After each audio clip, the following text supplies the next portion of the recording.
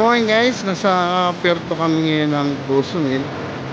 Yung mga sa likod ko, shopping mall sa shopping, duty free.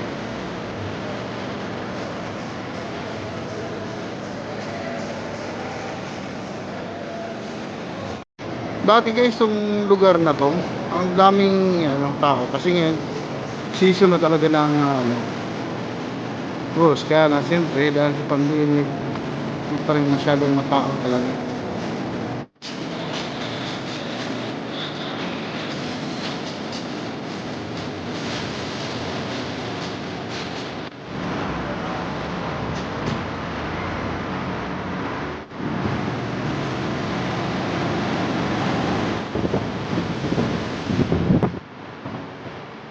Ito yung nila, duty free at saka roadside mo.